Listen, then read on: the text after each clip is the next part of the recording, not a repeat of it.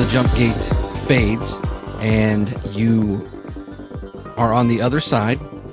There's a bit of disorientation at first, and then as you start to become more aware of your surroundings, the first thing that you notice, you are coming upon a system that is not familiar to any of you. The coloring is more of it's a blue-green planet. It has like one natural satellite, but the thing that immediately jumps out to you is it is completely ringed by junk, just space debris.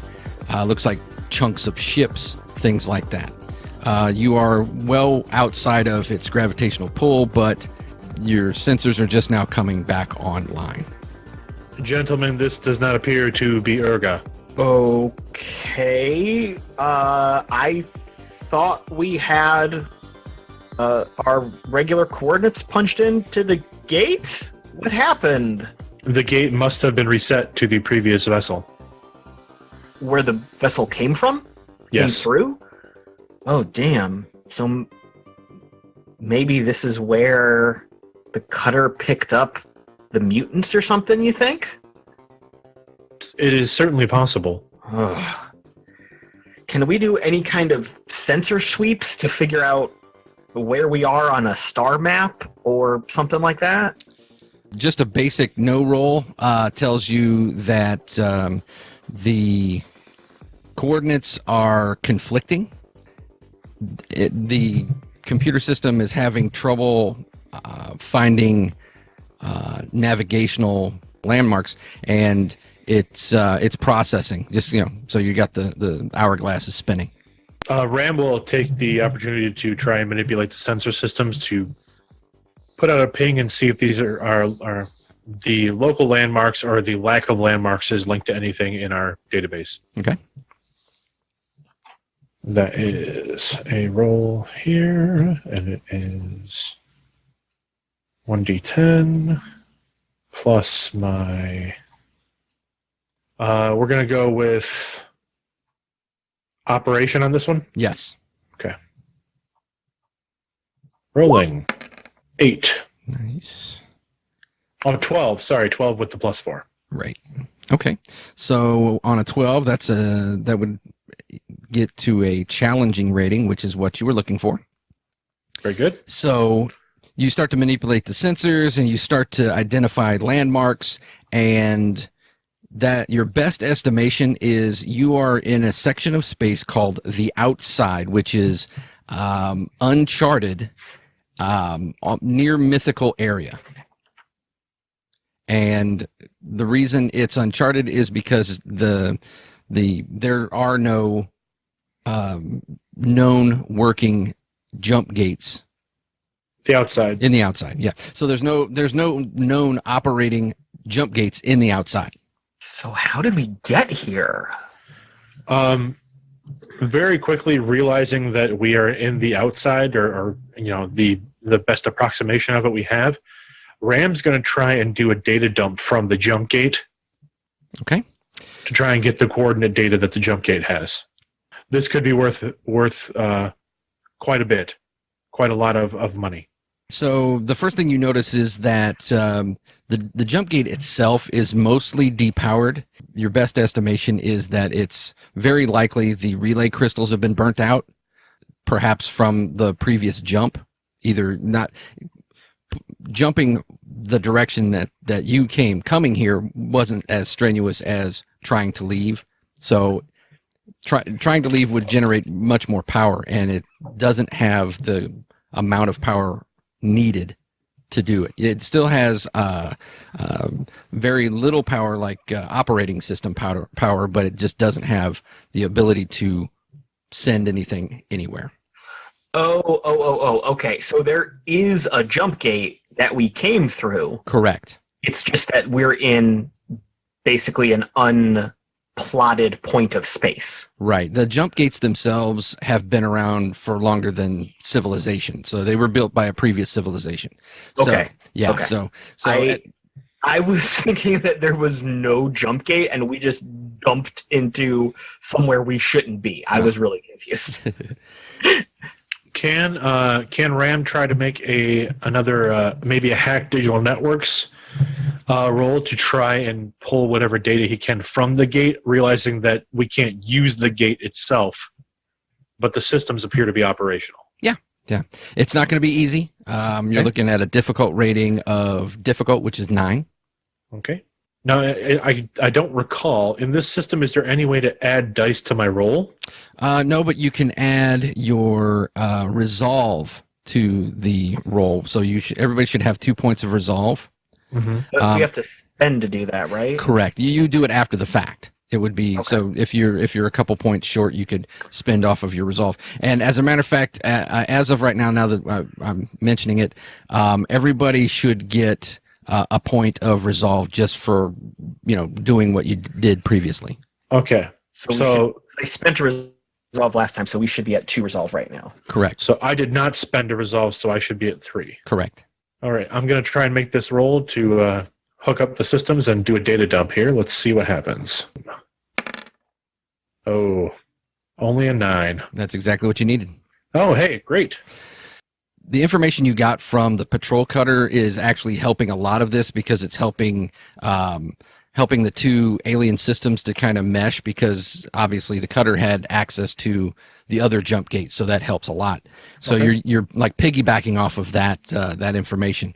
So you start to download, and the information you're getting initially doesn't make a whole lot of sense. It's navigational coordinates and things like that of previous jumps, and the dates are all kind of weird. Like before your arrival and before the previous jump looked like there was probably another jump a couple of months ago. It received a jump from a couple of months ago, but before that, it had been like 400 years since it had been used. And I would assume that especially if it's an ancient alien system, like our particular ship is probably only interfaced enough to be able to provide coordinates and activate the gate. Correct.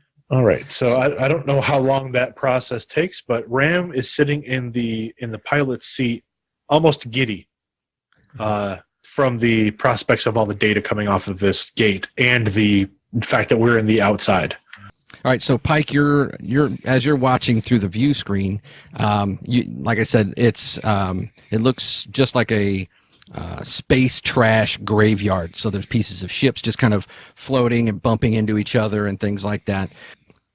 Just there's no rhyme or reason to what's out there. It looks like maybe chunks of satellite, things like that. Are we? Is it Calvin or is it Stephen right now? Right now it's Steven, because Okay. we just got done with the mutants. Okay. All right. So, Stephen, what you notice is a very annoying background, almost like a quickening feeling in your brain, like a buzzing, like a splinter in your mind. It's nothing that you've never quite felt anything quite like this before. And as you're trying to lock it down, like what exactly is that? You're initially assume that there's some sort of a buzzing inside the cockpit, but no one else seems to be reacting to it. What's that noise? So I'm in the cockpit next to him. I'll look around a little bit, look down at the dials, the readouts, dials. What era are we? Hey, you know what? Dials are fine. Maybe we've got a mix of both. Dials, toggle switches. Yeah. Dials and switches, baby. Just because it's the future doesn't mean dials are obsolete. So I'll look around at all the control panels. What sound, buddy? I don't hear anything. How do you not hear that buzzing noise? Is it coming from that case we picked up? At this point, it just sounds like it's all around you. And as you're focusing on it, it causes this almost smothering sense, almost like an ancient wet blanket's like wrapped around your face, and you're trying to breathe through it. The more you focus on it, if you try and just kind of center your mind or just let it go, it eases up. But if you try and like, where is this coming from? What is this? And then it gets a little bit more harder and harder to breathe. It's pressing in on me. Whatever this is, we need to find it and make it go away. Excuse Okay. me, what is he talking about? Not hear that. Hear what? How do you not feel it? Stephen, I think you are sensing something we do not. Yeah, can we try to run a diagnostic on the ship or something, Ram? I'm a little bit worried right now. The systems are tied up in the data transfer at the moment. Ah, crap. Okay. All right. Steven, let's search the ship. How about that? Would that help you out? Would that help you feel a little bit better? All Maybe. right. Let's go. So let's just start stem to stern. We're going to look around. We're going to see what's happening. How about we head right for the cargo bay? I'm pretty sure that's where we dumped the package we picked up, right? Yes. Yeah, I know my ship. That's the one weird thing other than everything else that's going on right now. So why don't we start there? We'll see what's going on, and hopefully we can get to the bottom of this. All right. I want you to stay safe. I want you to stay calm and cool. I will monitor systems from here. Once the transfer is complete, I will then run a sensor sweep. All right. Let's keep an open comm line between all of us at all times. Certainly. And Fine. if you have audio, if you have video as well on us, Ram, I think I would appreciate that. I will monitor cameras. So I will grab my gore-covered sword. Okay. I'm assuming we didn't heal at all, right? No. Oh, good. So my face is still a little bit bloody. Clear my throat. If this is the movie, this is where I hack up a little bit of blood and spit it into the corner. Did you lose a Yeah. tooth? Oh, there's definitely a tooth in there. Probably some bits of mutant too. And yeah, let's search the ship. Let's see what's going on. Okay. All right. The sweep of the ship is you really don't find anything of out of the ordinary. So the only thing that's different is, of course, the case that you brought into the cargo bay. As I recall, you never searched what was inside. No, we were grabbing it and getting out because of imminent death. Right. I thought it was locked. I believe it was locked. Yes. Nope, it was totally open. We have all the secrets. You gave us everything. We are rich beyond our wildest dreams. Well, Steven's going to go right up to the case, and he's just going to pick up the nearest piece of metal he can find and start slamming it into the lock, Okay. and just angrily just must make it stop. Okay. After about 3 whacks at it, it's not like an industrial strength lock. It's more of just like a little vanity lock, if anything. So you crack it open, and the lid pops open with your last thrust of the crowbar that you hit it with, and inside is a power coil. Looks like pretty sophisticated. So I see this happening as I am maybe at the door of the bay or something. So Steven just runs over and starts smashing it. I'm trying to get to him, but right as I get there, that final blow hits and he pops open the case. Oh. I had my hand on my sword. I was waiting for something to jump out at us, but then I pulled back. Oh, There's an idea. okay. That's while you're doing that, that's when Pyke remembers that Steven goes away if you give him a shot of the drug Luminix. I think I said that right. Luminix, yes. Because that's what will calm him down. But Steven's not a fan of getting shots. Thank you for reminding me of that because I had forgotten as a player. I'm going to hold off on that for now, though, because I'm still a little bit on edge. So maybe we need Steven. Okay. But I will file that away. Drug the crazy man. All right. All right, so there is a weird power coil in this box. Yes. Knowing what you know from just owning a ship, you know that the size of it and just the how dense it is, You could definitely install it on your ship, and it would probably increase your power output by, a decent percentage. I'll look back at the cameras and say to the comm, "Hey, Ram, you got eyes on what we're looking at right now?" I can see the case, but I cannot make out what is inside. So I will move and pull the box into a better vantage point in the cargo bay so that it's in better view of the cam. Okay. It's a power coil. Ram looks closely, almost gets his nose to the screen, and comments into the comm, "That design looks unknown." I think a whole lot about what's going on is unknown. Transfer the power coil to a safer case. We don't know what it can do, and if it is compromised, it may take the ship with it. Why don't you come down here and look at it? I must monitor the transfer.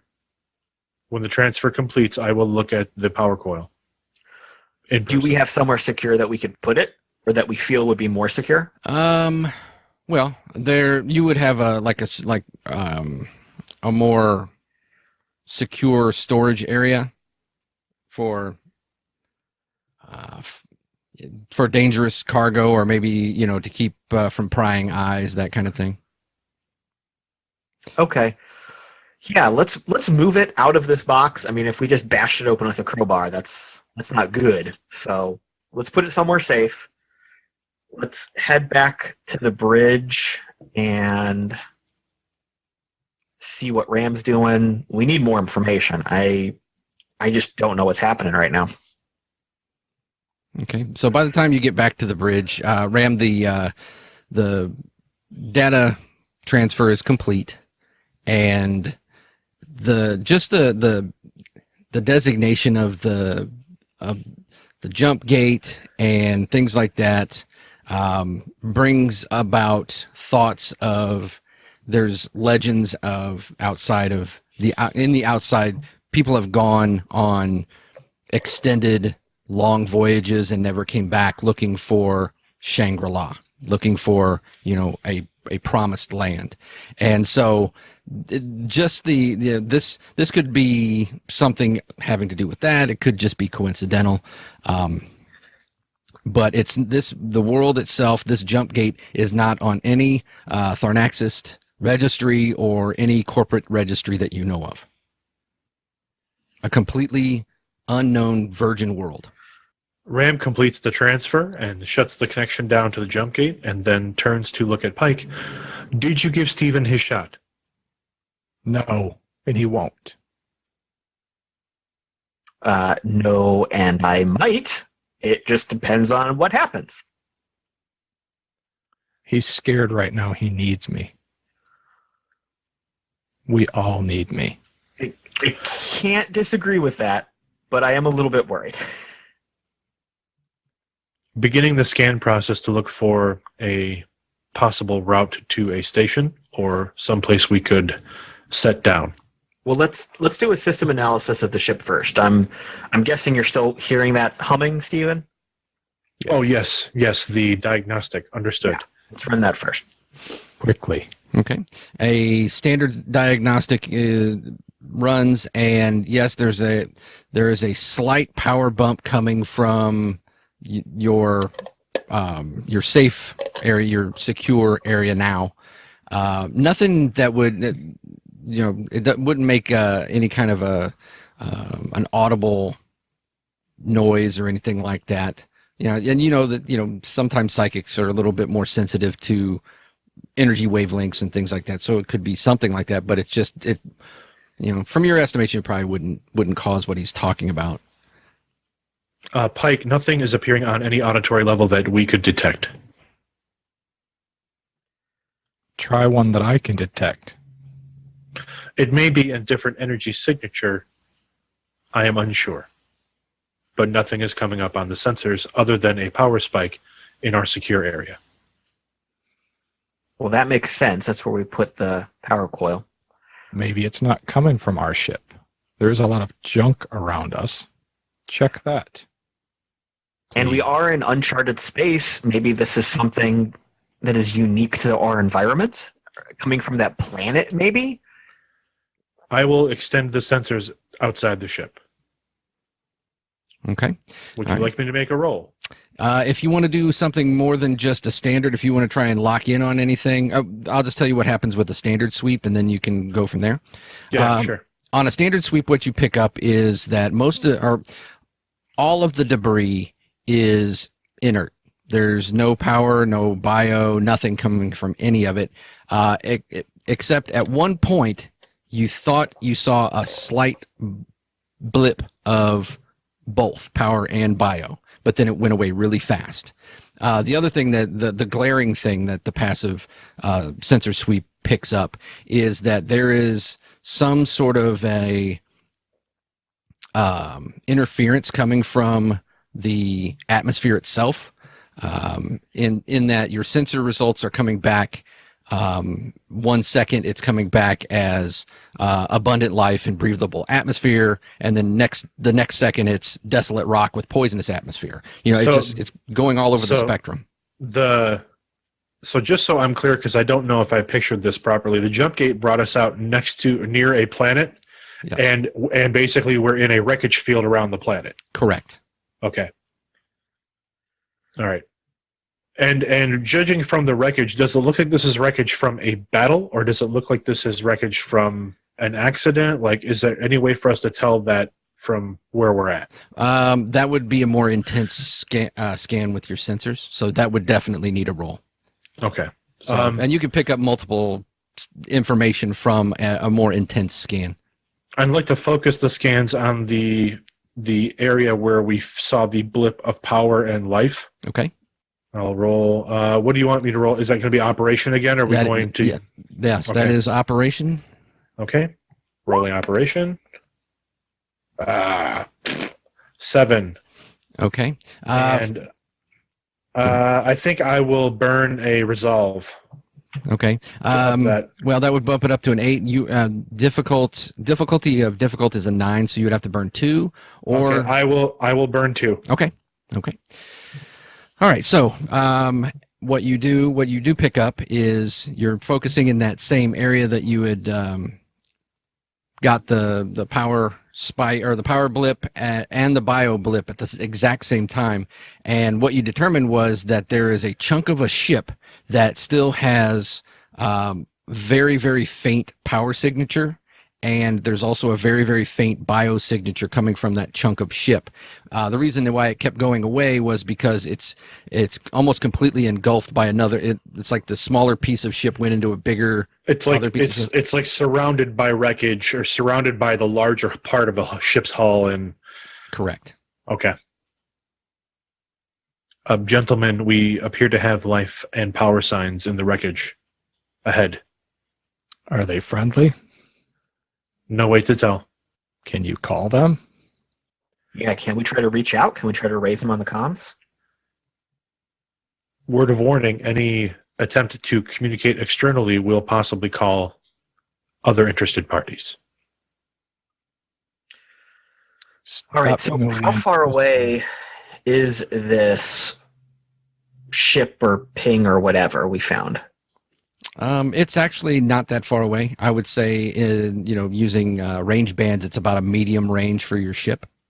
Getting there might be a little tricky. Your piloting, it would require, it wouldn't just be a cruise. You'd have to actually roll a piloting check, operations piloting check to get to it and avoid some of the debris. You need to figure out what's going on. We're kind of in the middle of nowhere here. The gate doesn't necessarily work, so how are we on food stores and supplies? Well, you restocked before you left, so you have about 2 weeks worth of food. Okay. Have we eaten today? Do we need to make a point of having a meal before we go too crazy? It wouldn't be a bad idea. All right. Let's do this. Let's grab some chow, and then let's steer over towards this blip carefully. Maybe if we get closer, we can get a better scan of what's happening before we try to raise him on comm. Very well. So you eat and now are ready to make your operations check to get closer to the fragment.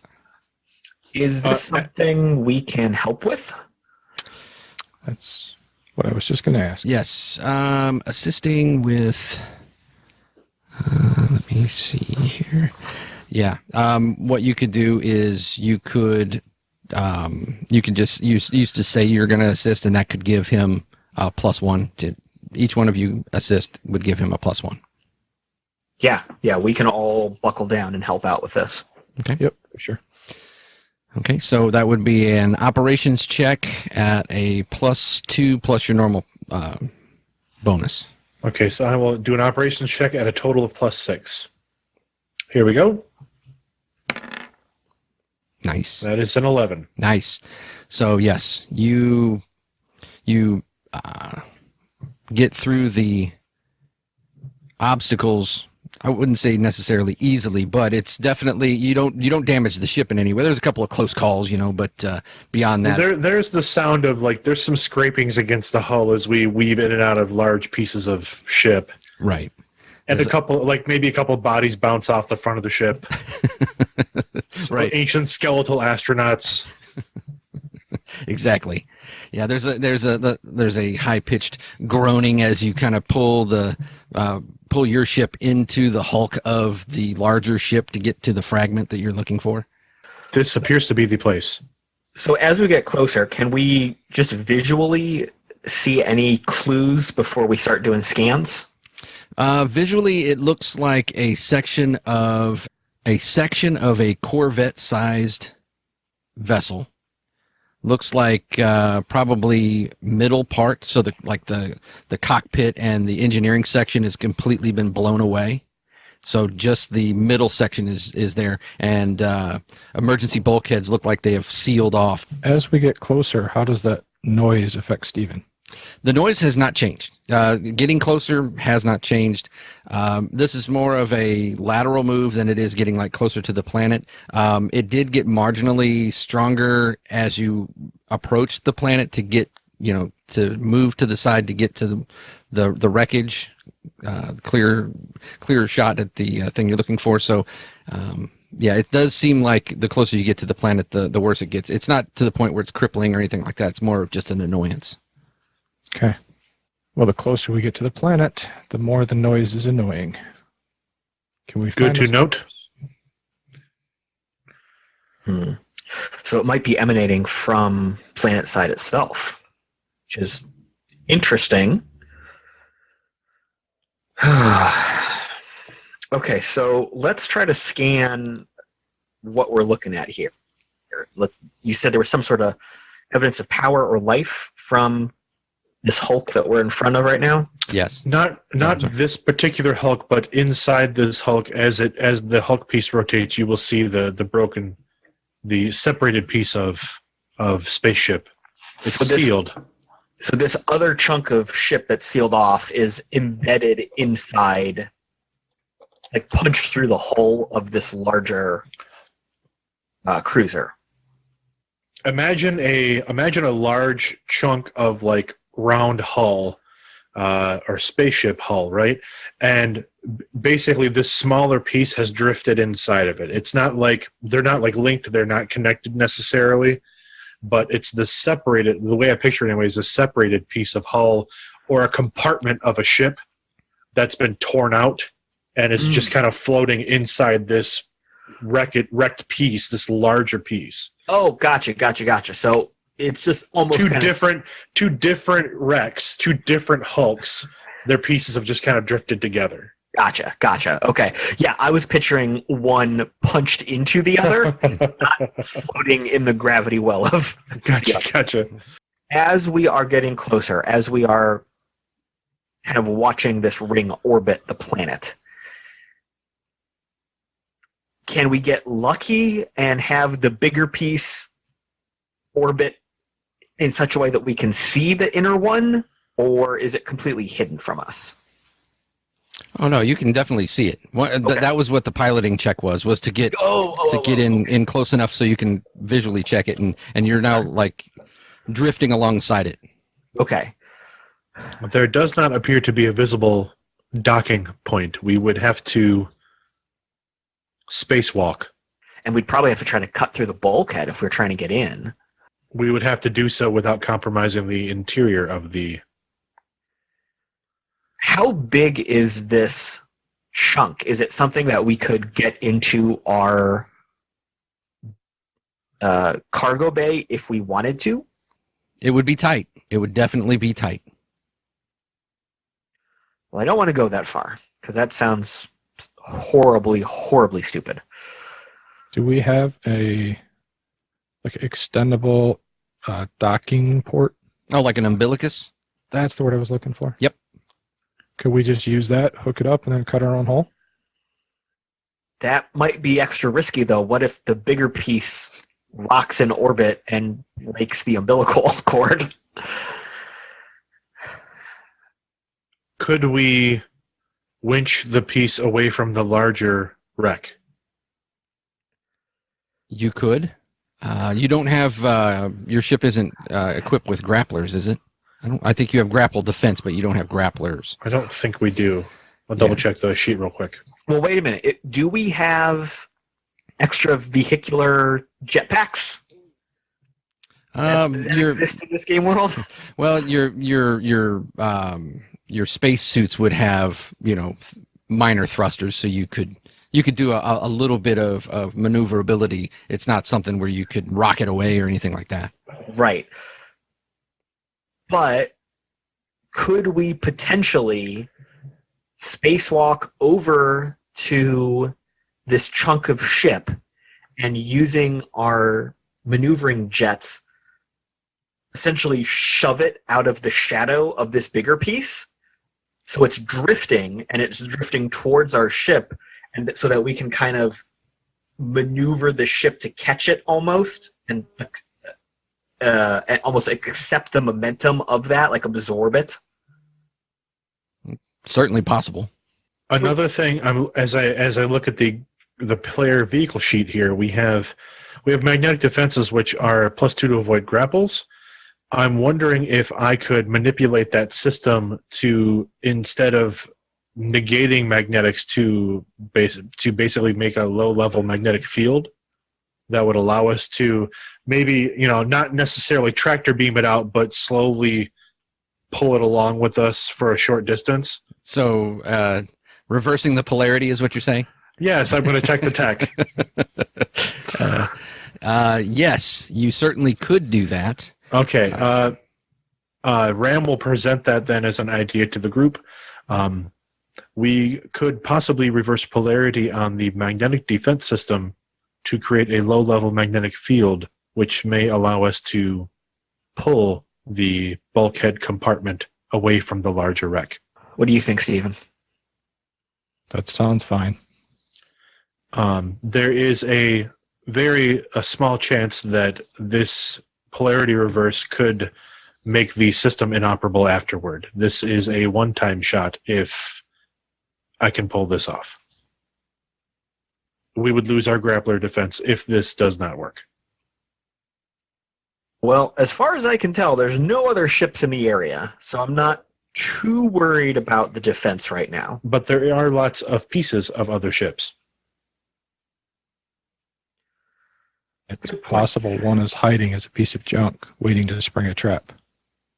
Stephen has a good point. Okay, so let's back up a second here. Ultimately, what are we wanting to do? What's our goal? We're in the middle of nowhere. There's a planet below us that may or may not be habitable. And there's this random piece of junk that may have power and life in it.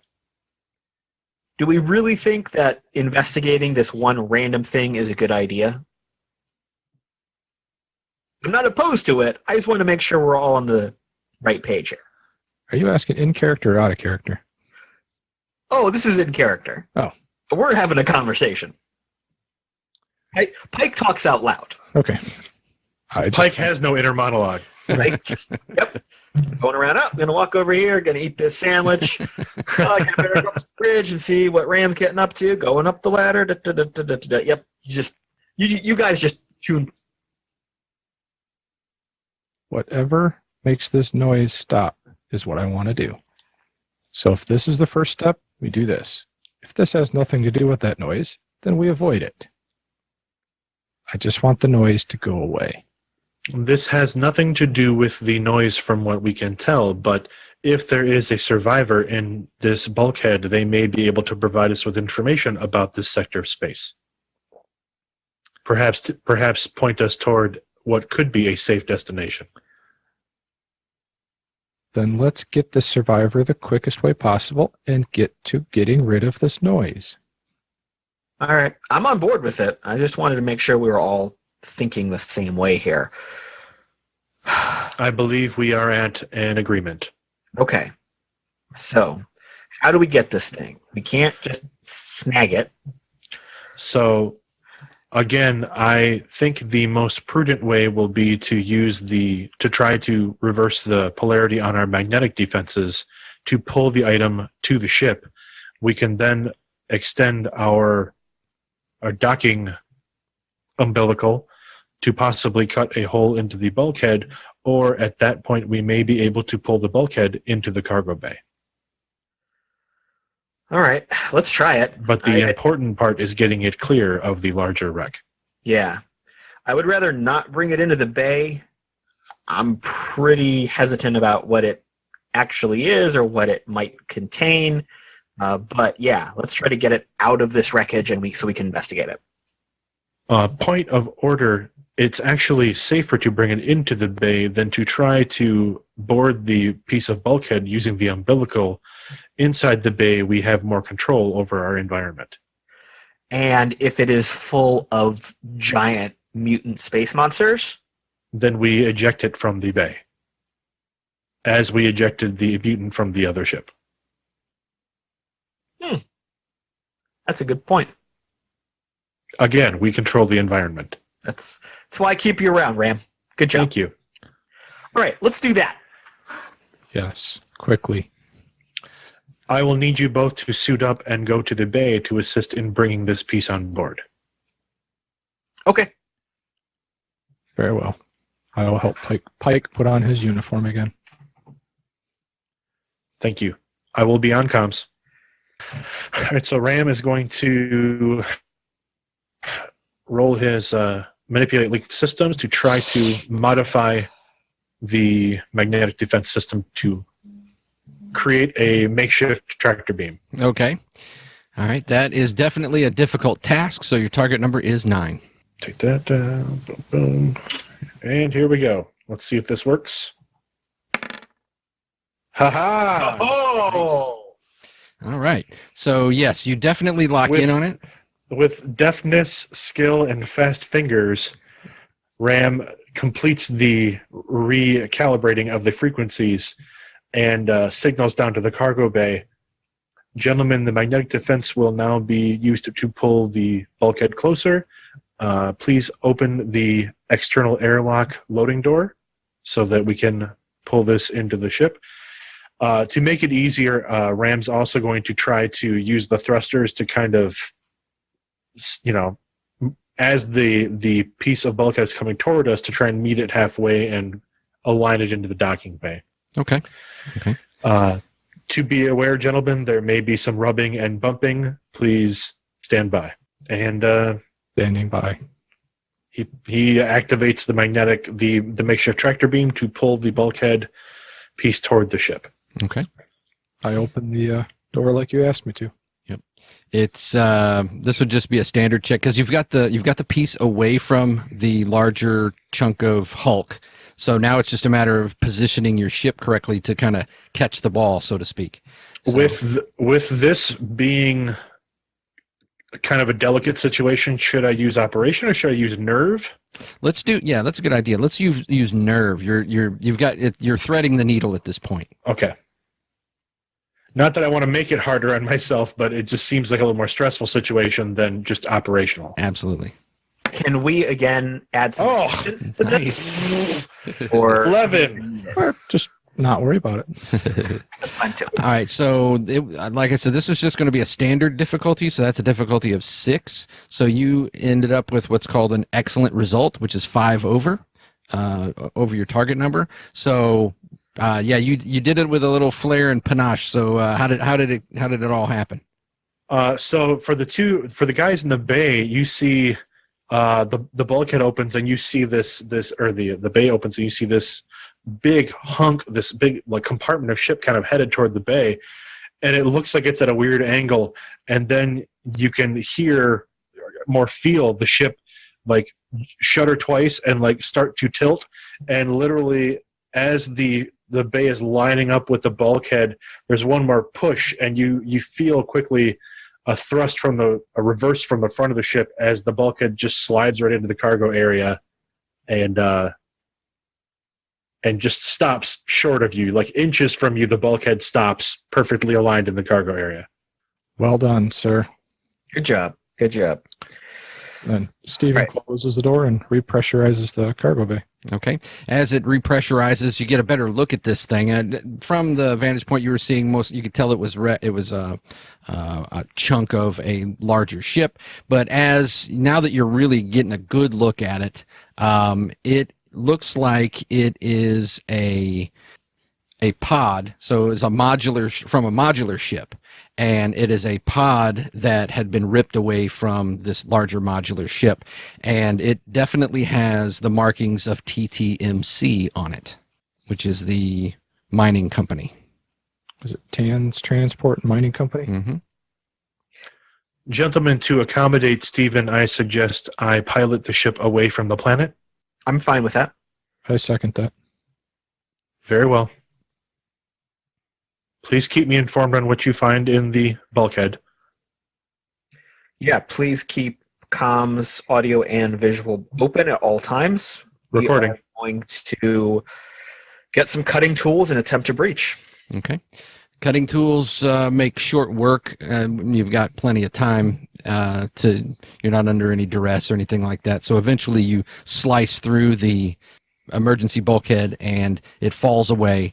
And inside you see what's very plainly a med bay that is completely in disarray. Just completely, all the things that were like in storage are just completely all over the ground. With the artificial gravity you've got going on inside the ship at this point, everything's just, it had all fallen just recently because it was all floating around. Besides that, there is someone in a stasis chamber, like a kind of like an iron lung, just something to keep them alive for a long period of time. All right, so right before we did the final cut through into this chunk, we definitely grabbed our weapons, made sure we had them at close hand. As we cut through the bulkhead and we see this, is there power to this med bay other than the stasis chamber? No. Everything else is completely drained. The internal power of this stasis chamber is almost completely dead. It's last flickers. Okay. I'm going to assume we have some sort of portable light, little flashlights or chem sticks or something, right? Yes. All right. So I'm going to pop open, turn on a couple of those, toss them in ahead of us so that there's light before we even walk in. Take a good look around, make sure this is all we see and there's nothing lurking in the corners. Yeah. The only other thing that of note is there are medical supplies here. There's like a cold storage area where you can tell there's probably some sort of like fluid replacement and possibly like blood products, things like that. There's also there's a exam table and there is a corpse on there. Looks like the corpse the person had been severely traumatized blunt force trauma and lacerations all over his arms and his neck and things like that. You want to open the cryostasis, or shall I? I'd like to take a look at it first. Maybe check out some of the readouts. Take a peek through the window and see who's in there. Fine.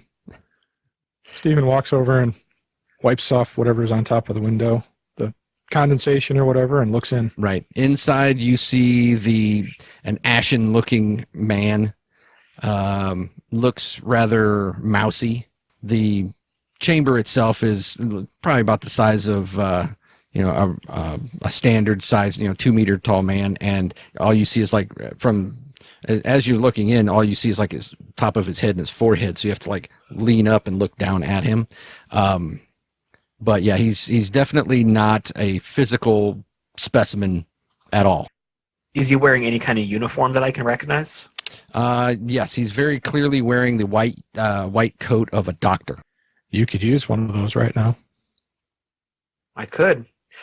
I could also use all these medical supplies in here, as could our pockets when we sell them. So let's make sure to get those before we do anything too crazy here. I want to glance down at the readout display of the stasis chamber. Okay. He is definitely in a stasis, but they are in the red at this point, as if power's about to cut out and he's about to go. All right. Could we hook it up to our ship's power? Yes, absolutely. I would like to do that. Okay. You don't need to roll for that. That's pretty standard stuff. So. On the cameras in the cockpit, Ram sees them breach into this thing, a little bit of a hustle and bustle, and I see Pyke run out and then run back in what appears to be a real thick extension cord. And I will be relaying to Ram at this point. Hey, so yeah, there's a dude in a stasis chamber here. He looks like a doctor. He might be almost dead. I'm going to try to get some juice into the chamber, see if its systems automatically stabilize him. Does he appear human? Sure.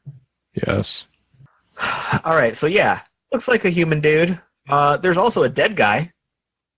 There's also a lot of medical supplies. So I'm going to see if we can keep the living one alive, and then I'm going to try to take as much as we can. So stand by. Ram? Yes. Can you search all the database for a tall, lanky doctor that might be missing? From the mining corporation? Yes. When I hook up the power supply, does it give us any better information about who he is or his identity? It doesn't really give you an identity, but it definitely stabilizes his vital signs, and it looks like he wasn't injured in any way or anything like that. That the bioscan or the biometer will tell you that right away. He was purely in there to help. Looks like just to sustain his life for a long period of time. So no physical damage that is reading out or anything like that. And now that the pod has power, it could go on indefinitely. All right. Is there a way I can take a picture of him and send it to Ram? Do I have a space equivalent of a smartphone or a camera? Yeah, you could. Yeah, that's totally doable. Okay. Here's a picture, Ram. Please use that in your search. Certainly. Please stand by. I can make this roll. I'll use operations and to just basically manipulate the system. But I also feel like we probably aren't connected to any kind of major databases at this time, so we only have what's on the ship. Didn't we get the stuff off the other ship? Yeah, we have the databases from the Clipper ships, but those Clipper ship databases may not contain that information either. So I'm certainly willing to make the roll, but I think it's probably going to be pretty difficult. It's better than I'll leave that up to Eric. Yeah, you can certainly try to cross-reference it with it. The thing that you have to remember is the database that you got was church database, and this is the mining company. So they wouldn't necessarily have all of the mining company's personnel on, in their database. So, a quick search of information based on just the bio data that you're getting from the pod and, what you've already downloaded, and really there's no concrete hits. Got it. Gentlemen, the databases we have were church related. Unfortunately, they do not cover the mining company. Can we open the I was pod? able to search the databases successfully, but there does not appear to be an entry for someone matching this description and picture. Can we open the pod then?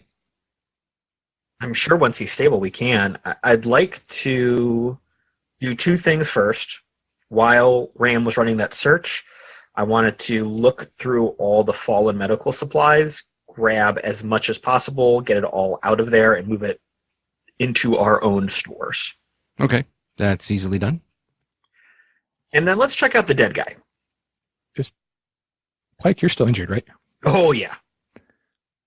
Is there a first aid kit, a shot type thing I can just hit him with real quick?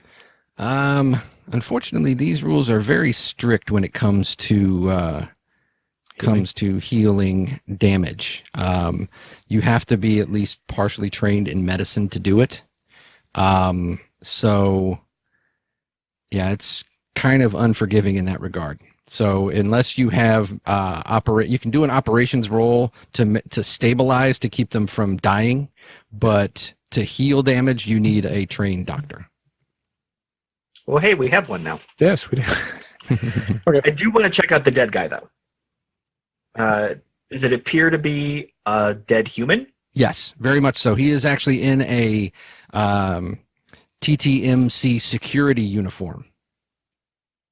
Like I said, it looks like he has defensive wounds on his arms, cuts and blunt, but looks like he didn't take like a killing blow. Looks like he probably succumbed to his injuries.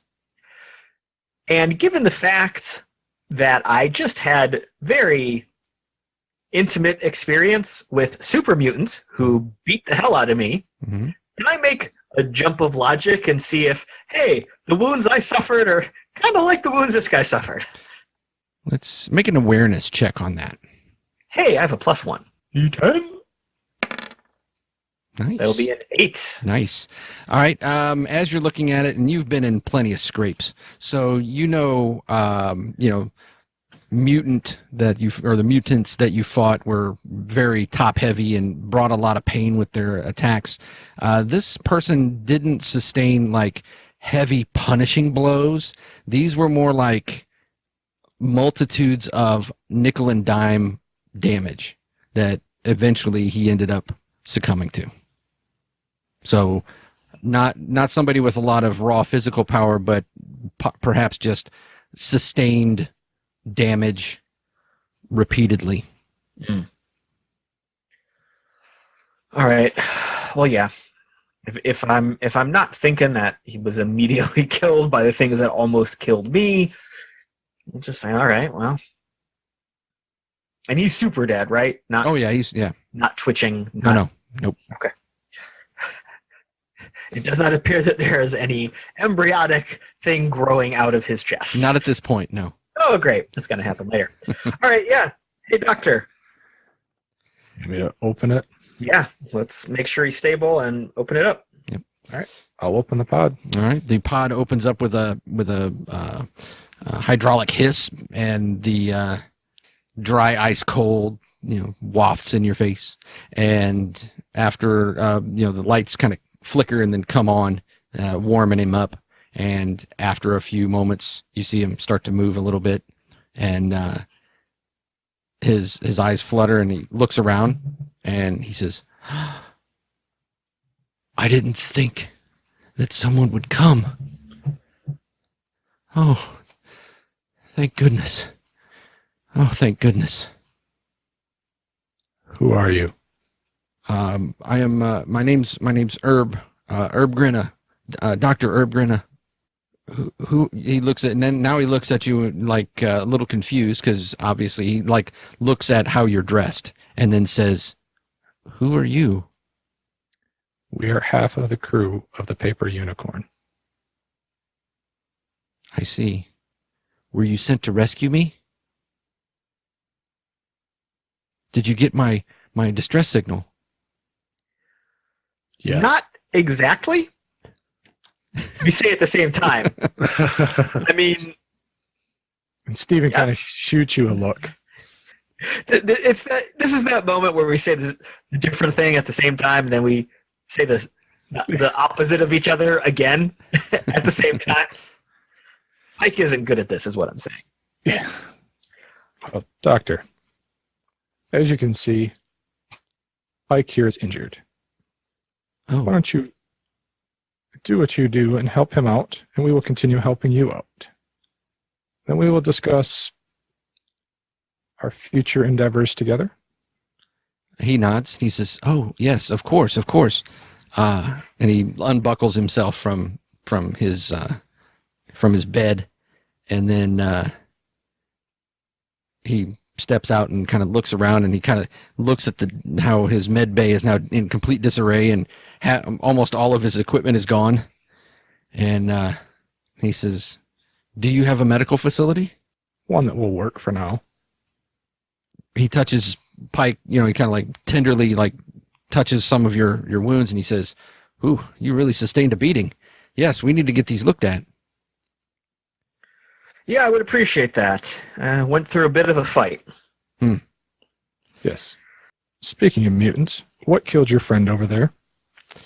I didn't really see it well. It was we were pursued by the only thing that I could equate it to is a synth, but that it didn't make any sense that we didn't locate any synths on the planet.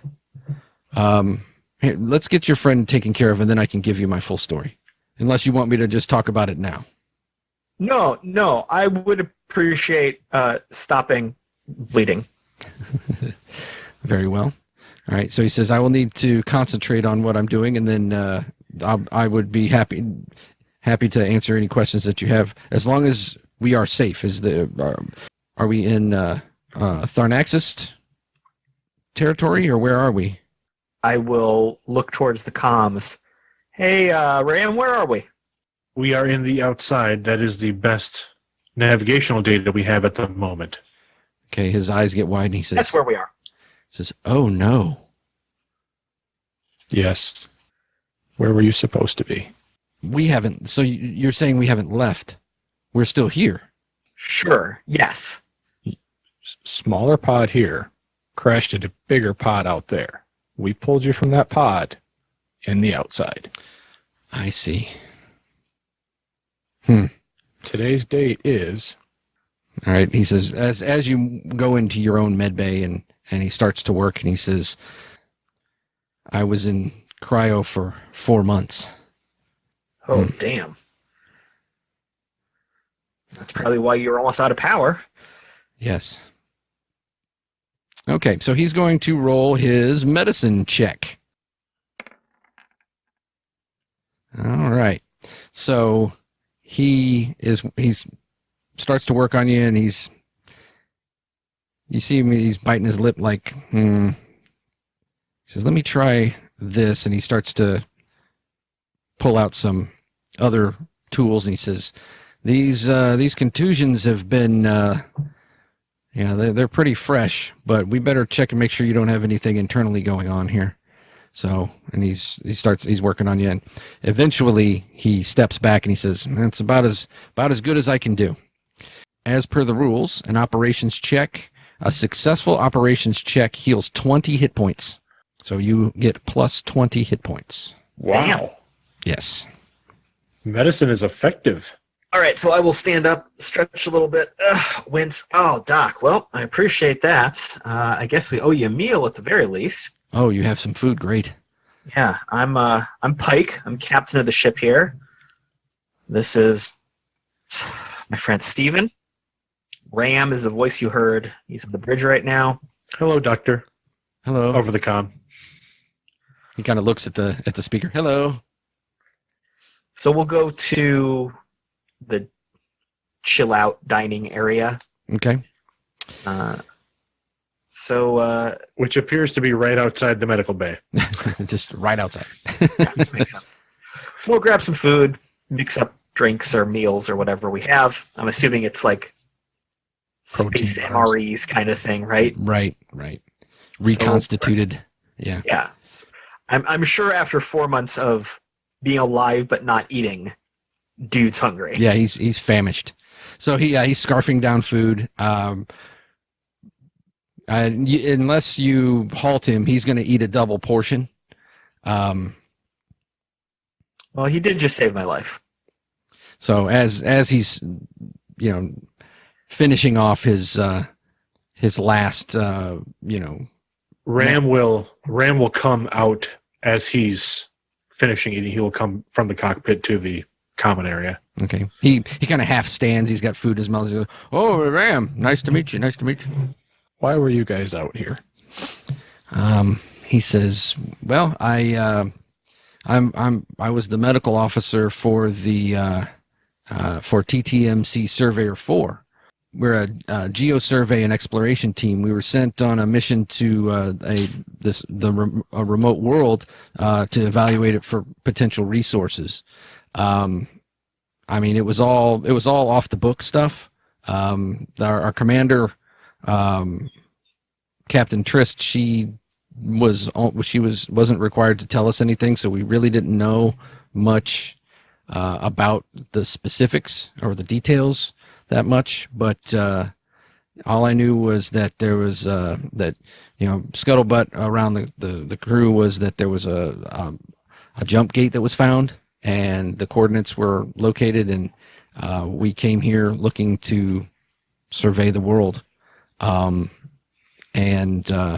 almost immediately, Captain Trist was she was affected by some mysterious malady. I couldn't lock it down. I have no clue what it was.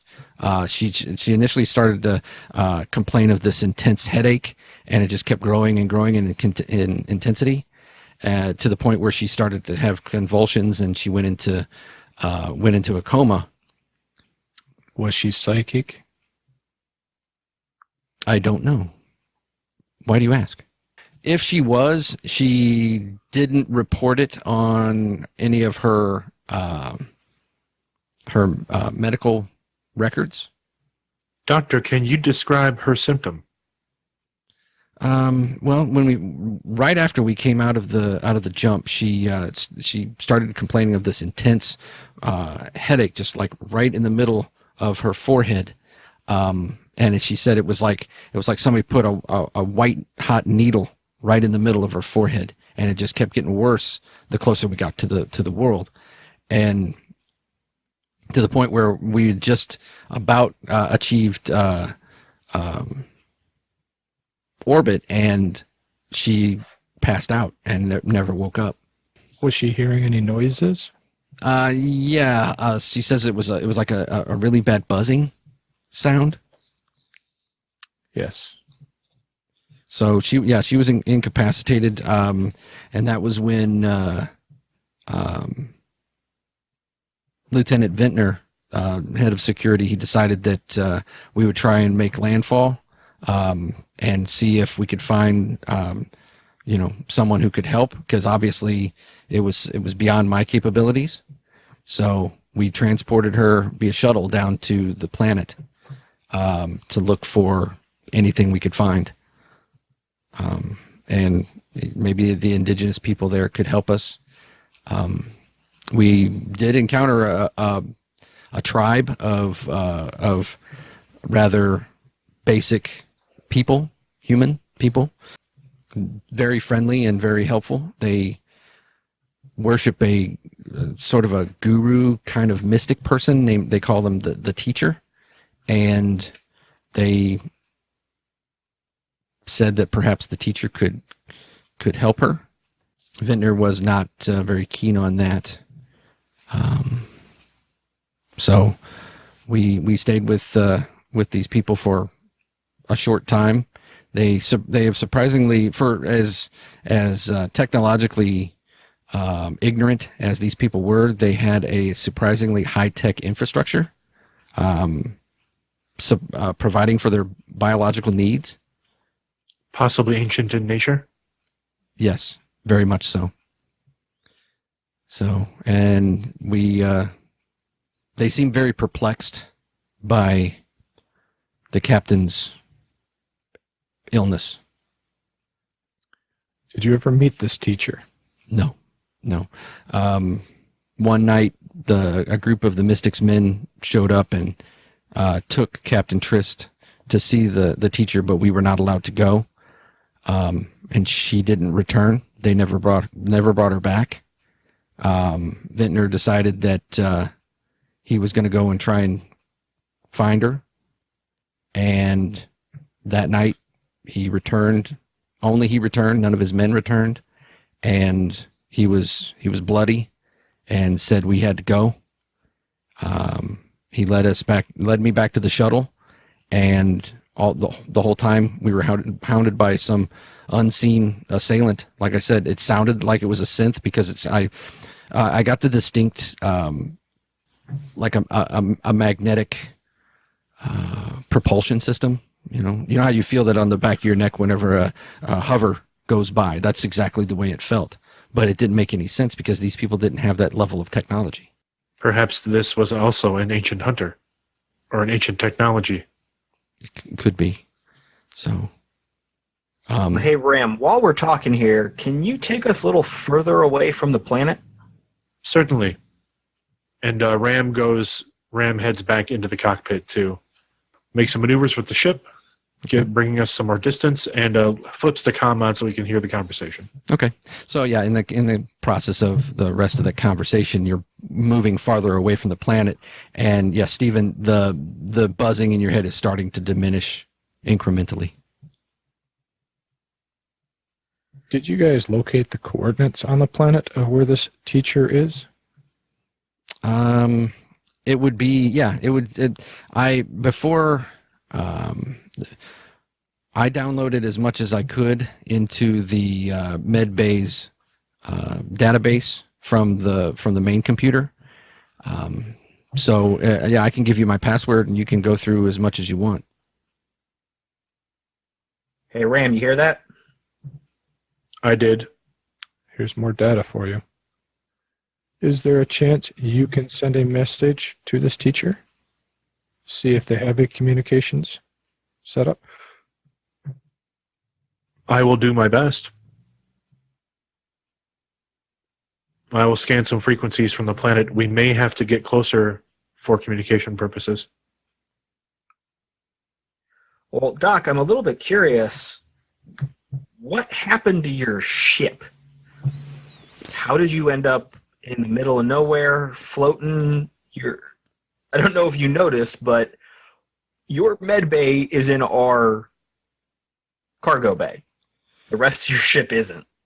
Right. He says that there's and I'm not a tech guy, so I can't really explain it real well or tell you exactly what it is, but there's some sort of ionization interference or something like that going on with the atmosphere where communications, once you're planet side, you cannot communicate out.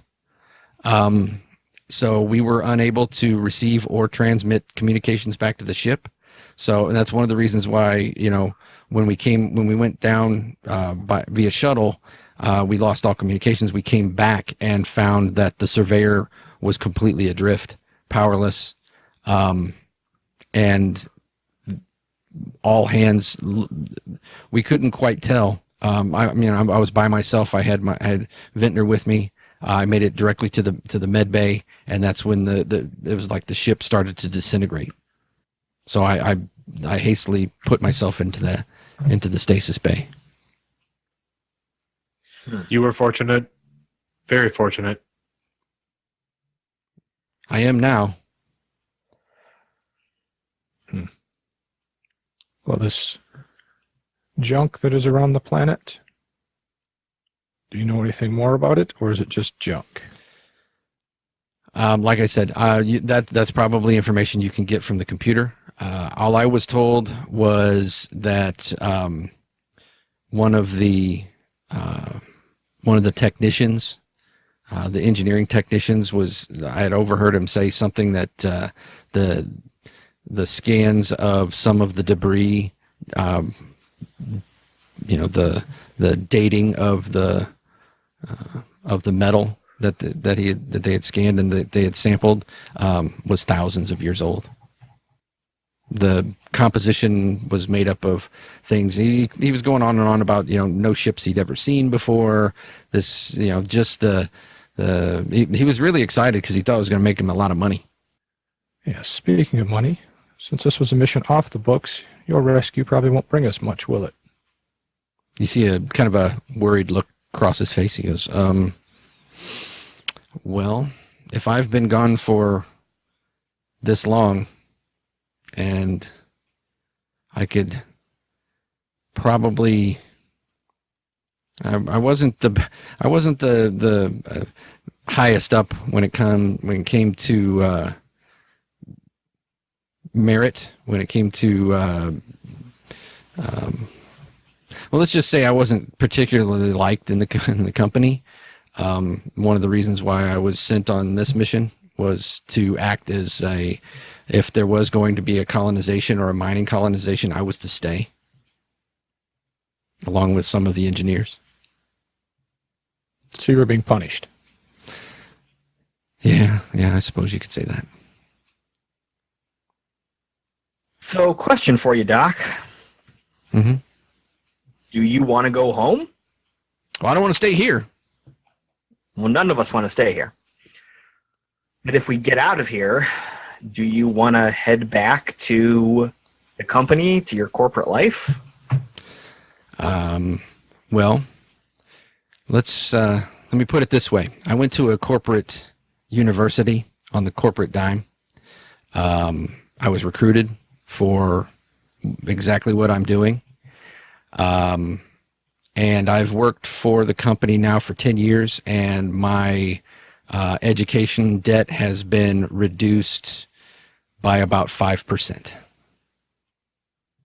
Upon my death, then my student debt is paid in full. It's hard to collect from a dead man. Yes. Sounds like you're looking for a new job. Well, same job, maybe new location, maybe with a new name. Well, for the time being, you are a welcome addition to our crew if you're going to keep us alive. We certainly can't chow down like you just did, but we will ration our foods until we can replenish our stores, and this might become a profitable relationship for us all. Well, I appreciate the opportunity, and I appreciate what you've done. I must be completely honest with you. I am no warrior. I'm not. I'm not very good in a fight. Just keep the 5 of us alive. You see like a look across his face, like 5. I'll explain later. Okay, and he's kind of looking around, like, is there somebody else in here? Don't worry about it. There's no one else on the ship. I'll explain later. Okay.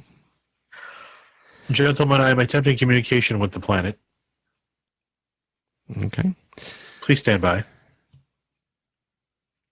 Stephen walks up to the bridge.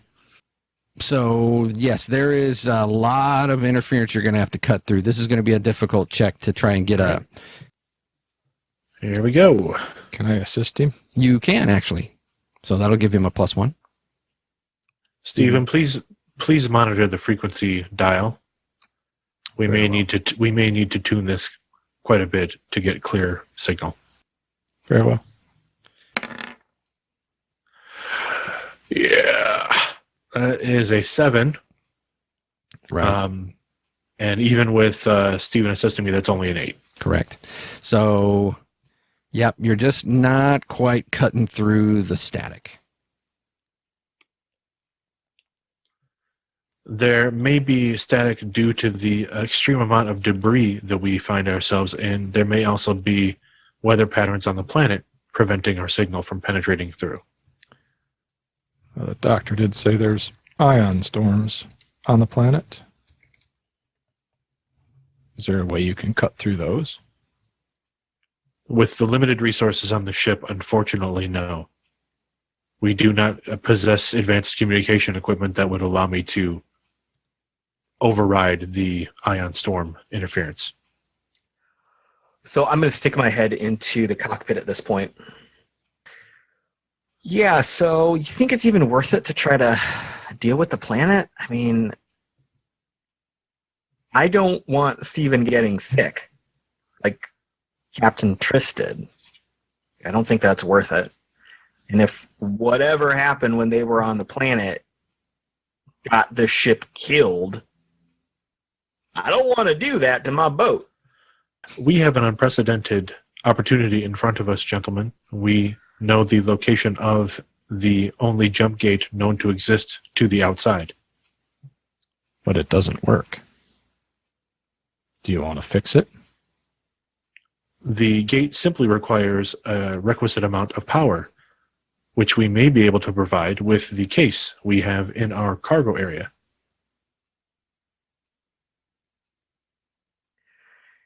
And I am quite positive that if we go back to friendly space, we can turn this information into our favor easily. If we do go back to Thanoxis space, we did leave as fugitives. But we don't have to go back to that gate, right? We can key in a different gate. We can attempt to key in a different gate. The gate location appears to be wired in at this location. However, previous experience with gates would allow us to send a code to change destinations. However, again, this gate may be different than others as it is difficult to track or connect to from the other side. Just so you know, one of the rules, it's a like your hacking abilities, like tapping into wired into networks and things like that, is the level 1 abilities. The ability to hack into jump gates and put any destination you want is a level 7. Yeah. So yeah, you were able to do it from activate the gate using the codes you got from the cutter, but yeah, hacking into and changing your destinations at will is that's way up there. Pyke, I regret to inform you my skills may not be enough will not be enough to change the location hard-coded on the gate. So in other words, we need to find somebody that can change it for us, or go back to the place we started. Is that correct? That would be my current analysis. Or we may find among the wreckage of these ships ancient technology which may allow us to jump ourselves without the use of a gate. However, that technology is fabled and may not exist in this debris field. Yeah, another setting piece of information is ancient tech they call them artifacts, and they are the biggest treasures in the known galaxy. Would there be something on the wrecked ship that could help you? There is a large amount of debris, and very much of it is technological in nature. There may be an item in the field that could assist, but I cannot tell at this particular moment. It would require time and detailed scanning to find out. And please also remember that the equipment in the field is depowered, and we have no way to actually contact it other than some ancillary scans. So we may find communication equipment, but that would be no guarantee that it would assist in our endeavor. I am open to options, gentlemen. Well, we can't go back through the gate, back to where we started, because we'll just get arrested. And our new doctor will get back to his previous life, which he does not want to do.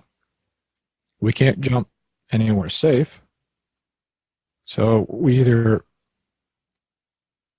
stay here, risk getting arrested, or do something useful. I like your idea, Ram. Let's go with that. Shall we explore the outside, gentlemen? Perhaps the doctor can find some device to help me with the noise. Yeah, Stephen, if nothing else, you put things in perspective. So let's talk to the doc. Let's explain a little bit about what symptoms you're experiencing. Maybe since he's had 4 months to think about it, he can figure something else out. Maybe we can scavenge something from the wreckage. I mean, we've got nothing but time on our hands as long as we don't run out of food. All right. Stephen walks back to the doctor. Okay. He's organizing the med bay. So, doctor, Mm-hmm. what your previous captain was experiencing is the same thing I'm experiencing. He turns around. Oh. And he says, right here in the center of your forehead, between your eyes, right here? Yes. Hmm. It feels like a heavy blanket weighing on my chest as well, and a very annoying static sound. I see. I'm going to tell you something that your captain neglected to tell you. I am psychic. Oh. Nobody else on the ship is. Well, one other person is, but he's taking a nap. The other two that are awake are not. So this must only affect psychics. I see. Well, Is there a way you can scan something in my brain to see if there's a way you can block this? I can try. That makes a lot of sense. Let me see what I can do. Here, have a seat. And he starts to scan your head, and he's hooking up different trodes to around your head, and he's looking at results. In the meantime, what are the rest of you guys doing? Ram has started the scans of the wreckage. He's attempting to plot a course through the wreckage around the ring of the planet. Okay. To try and get the maximum amount of scanning range within the ship without taking any damage or without risking the ship. Okay. I'm going to hang out in the med bay.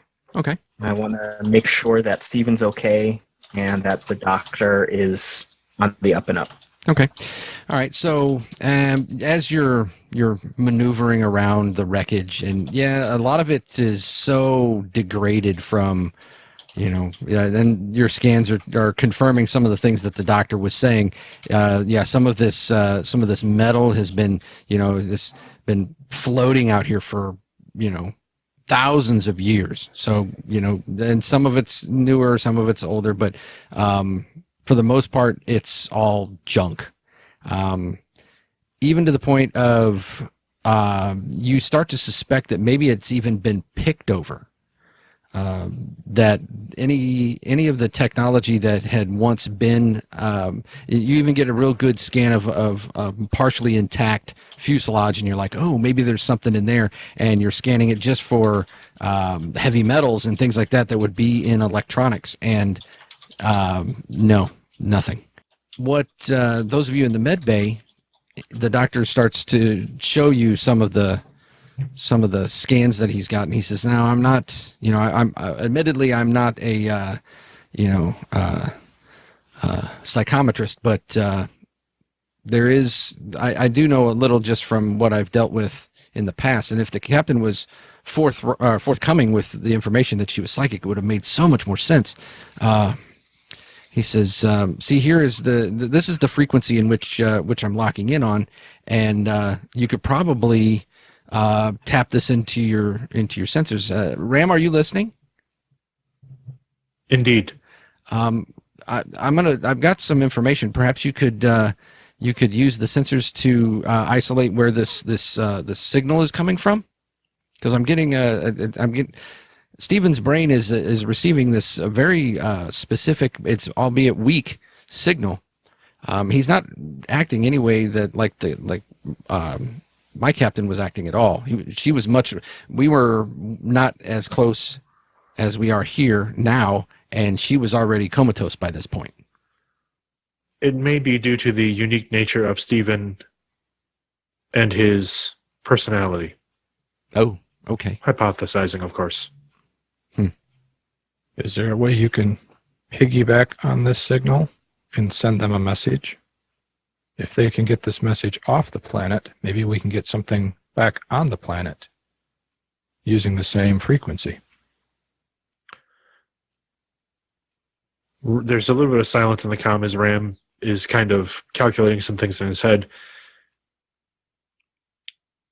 That may be possible, but if this frequency is attuned to a psychic frequency, then we would likely not be able to send on it, as psychic information is sent at a different wavelength and pitch than standard data. For example, the ship cannot pick up psychic frequencies because they are not considered data frequencies. Understandable. Stephen, would you be able to project perhaps a thought? Perhaps. I've never done something like this. Perhaps the drug could assist.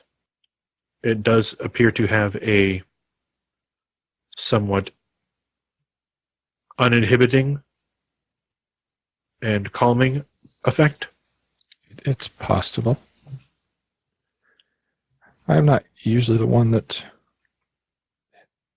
dabbles with the possibility of what the mind can do.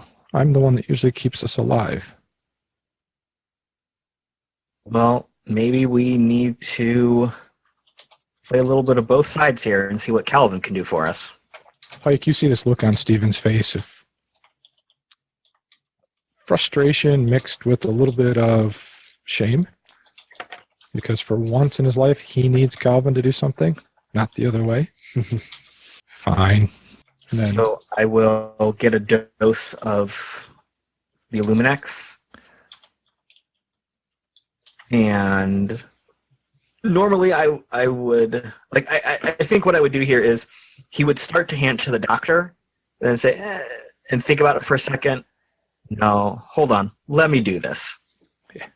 you might be able to take a punch better than the doctor.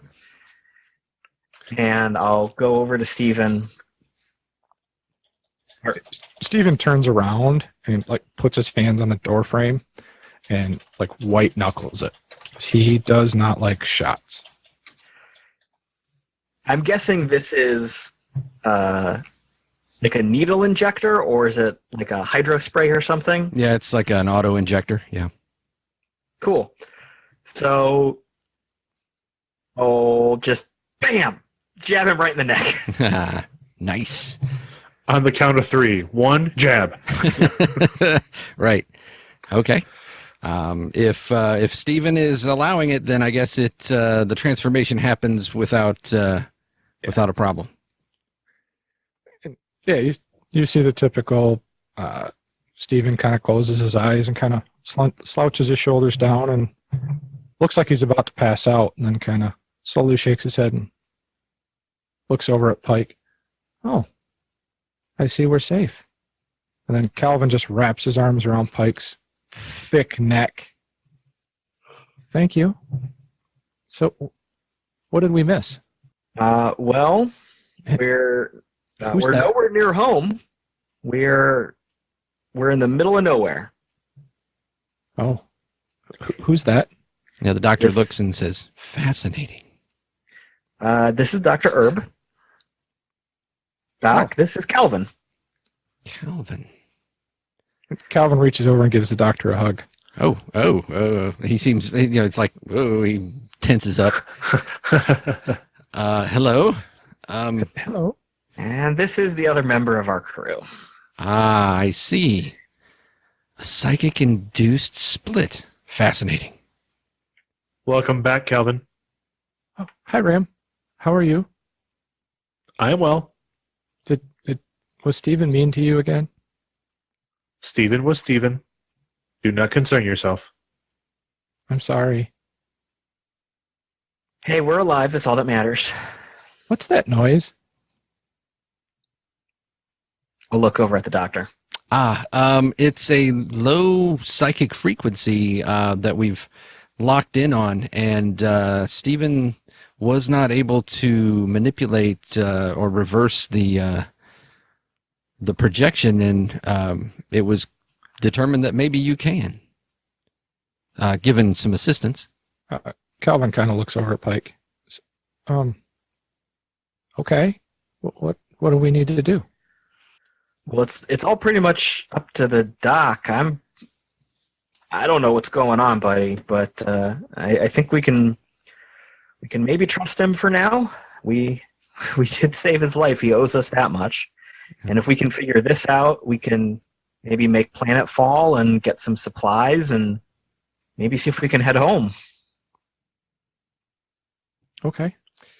So what the doc suggests is trying to align your communications along the same as approximate to the frequency as the psychic frequency, and to see if there's any way to enhance. So what I'm going to say is it's going to be, for Ram, it's going to be an operations role.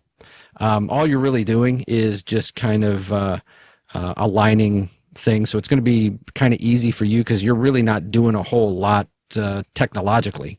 So I'm going to say it's going to be an easy roll, which is a 3 target number. Okay. But if you get an excellent, you'll give Calvin a +1. If you get a superb result, then you'll give Calvin a +2 on his influence check to try and make psychic contact. All right. Well, let's do this. Ram will do his best to try and create a hole with the sensors and capabilities he has. Try and give him a clear path. Here we go. Nice. 11. All right, so that is definitely 10 over the. Oh no, it's at least 5 over. So because you needed a 3 for an easy, so that will give Calvin a +1 on your influence check to make contact. Good luck, Calvin. Thank you. Now, I have an ability. It says Techless Will +3 3 times a day. Yes. Can I use that for this? Yes, you can. What does that ability do? Describing the systems. Right. It's sexy time. Right. Because you're a skin bag, whenever you're needed, you never needed or trusted cybernetics. 3 times a day, you may add +3 to any attribute check and even speed. This bonus lasts for 1 round during a battle or applies to any single roleplay attribute a check. So because you are 100% organic, you get a +3 to 1 for 1 round, and you can do that. So +3 to any attribute, even speed. Let's roll first and see. Nice. Ooh. The dice is underneath. Oh, there it is. Total of 16. Nice. So yes, you focus, just trying to focus in on the sliver that's in your brain. And before, where it was a smothering feeling, instead you kind of filter through it, and instead of like smothering, I can't breathe, it's more of a loving, welcoming feel. And you get this overwhelming feeling of you will be welcome and please come. And it's coming from the planet itself. Okay. And then Calvin thinks back as much as he can, trying to send a message back, basically, I accept your invitation. Please allow myself and my crew to come down, and please stop the buzzing, for it's starting to hurt. Okay. As you're sitting there, the rest of you are just kind of sitting there like, did it work? And all of a sudden, the strange field that's surrounding the planet completely just winks out. And you're getting clear scans of the planet itself. Oh, Jesus. As soon as that happens in the cockpit, Ram's fingers are flying all over the sensor panels and dials, trying to pull up everything he can. Yes, you're getting it is a oxygen, nitrogen atmosphere. It's the planet itself is about 75 to 80% water. There's a central landmass that just from the scans that you're getting is roughly, temperature range from like 75 degrees Fahrenheit to about 80 degrees Fahrenheit year round. Nice. So when Calvin kind of comes out of this little trance that he's in, he just looks right at Pyke. I think I talked to him, and they want us to come down. And then Calvin, reaches over, grabs Pyke's hand, and starts pulling him towards the bridge. Come on, let's go. Let's tell Ram. I can hear you. I can hear you, Calvin. Yeah, he already knows, buddy. Don't worry about it. I'm running scans on the planet to find a suitable landing position at the moment. Okay. And Calvin's doing his best to drag Pyke to the bridge, but it's kind of looking like a little kid trying to pull on his dad's arm. He just doesn't have the strength to move him. I'll resist for a second, but then let him just to make him happy. And then as he's walking out, you too, Doctor. You can come too. Thank you. All right, so Ram, in addition to geological things and meteorological information, you start to also pick up underlying technology. Very, very advanced.